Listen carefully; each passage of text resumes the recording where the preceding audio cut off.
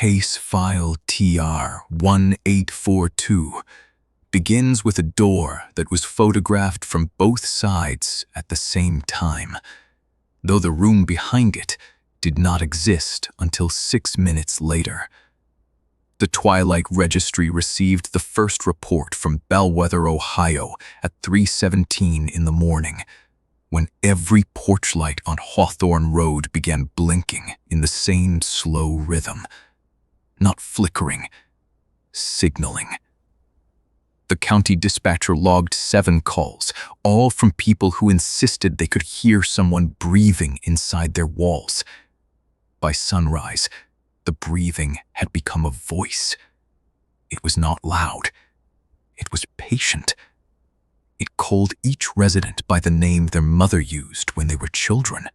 The object at the center of the file is listed as Evidence Item A, a ledger of house rules. It was recovered from a locked utility closet beneath the old municipal building, wrapped in oilcloth and tied with fishing line that had hardened like bone. No one on the town payroll admitted placing it there. The building plans showed no closet. The janitor who found it said the hallway had simply lengthened while he was mopping, giving him one more door than he remembered. Inside the oilcloth was a ledger of household rules written in blue-black ink. Each page named a different address in Bellwether, Ohio. Beneath each address were instructions. Do not answer if the kitchen window knocks from the outside. Do not let the youngest person in the house count the teeth in the bathroom mirror. If the hallway smells like rain, sleep with your feet uncovered so it knows you are not hiding them. The last rule was the same on every page.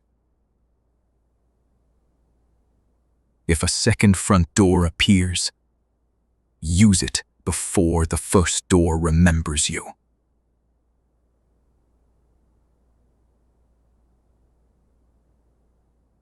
Registry field agent Mara Voss arrived at noon and found the town behaving with the brittle politeness of people trying not to wake a sleeper. Mail carriers skipped odd-numbered houses. Dogs sat beneath tables and stared upward. At the diner, coffee pooled in saucers without overflowing, as if held in place by a skin. Mara recorded all of it, but her notes changed after she wrote them. The word door became mouth. The word resident became offering. She switched to pencil. The pencil marks pressed backward through 3 pages. At 2:09 p.m., the first duplicate door appeared in the home of Judith Bell, age 72. Judith lived alone, except for the framed photograph of her husband on the piano and the answering machine she refused to replace. The duplicate door stood at the end of her bedroom, painted the exact color of her childhood home. It had no hinges. It had no handle. It opened when she apologized to it. Mara asked what she saw on the other side. Judith said, "My mother washing dishes." Then she said, "No, not my mother." Something wearing the idea of her from the shoulders up. The recording captures Judith laughing once, softly, before asking if anyone else could smell boiled milk. By evening, there were 23 duplicate doors across Bellwether, Ohio. Some opened into rooms people had lost. Nurseries after miscarriages. Hospital rooms after deaths. Kitchens from houses bulldozed decades earlier. Others opened into places no one recognized. but everyone feared, with immediate intimacy. A basement with warm snow falling from the ceiling. A church aisle lined with sleeping deer. A crawl space filled with neatly folded children's clothes, each outfit labeled with tomorrow's date.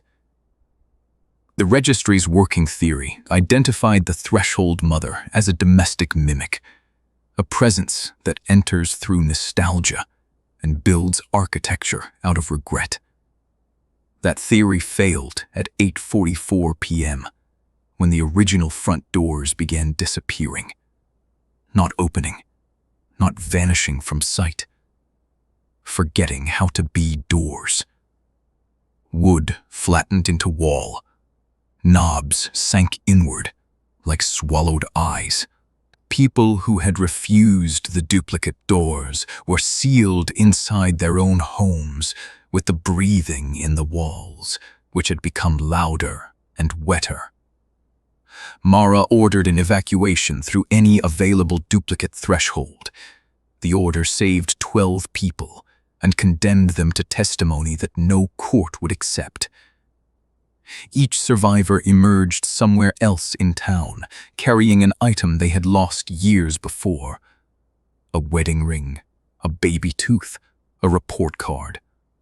One man came out holding his own driver's license, issued at age 91, though he was 34 and shaking hard enough to crack a molar. At 10:03 p.m., Mara entered the Bell House. The field camera shows the duplicate bedroom door standing open. Beyond it is a kitchen lit by yellow bulbs. Judith Bell sits at a table with a woman whose face is turned away. On the table lies a ledger of house rules, though evidence item A was still locked in the registry casebox in Mara's vehicle. The woman asks Mara whether she has followed the house rules. Mara answers that she does not live there. The woman turns around. The video corrupts for 11 seconds. When the image returns, Mara is kneeling in the hallway and whispering the same sentence over and over. It learned our floor plan. The final event occurred at 11:11 p.m. Every duplicate door in Bellwether, Ohio, opened at once. Witnesses outside saw warm light pouring through window curtains. They heard dishes clinking, beds being made, lullabies hummed by mouths without lungs. Then the houses exhaled, not metaphorically. Roof vents, chimneys, mail slots, and keyholes released a single breath so forceful it blew leaves into the road and knocked birds dead from the maple trees. Afterward, all original doors returned.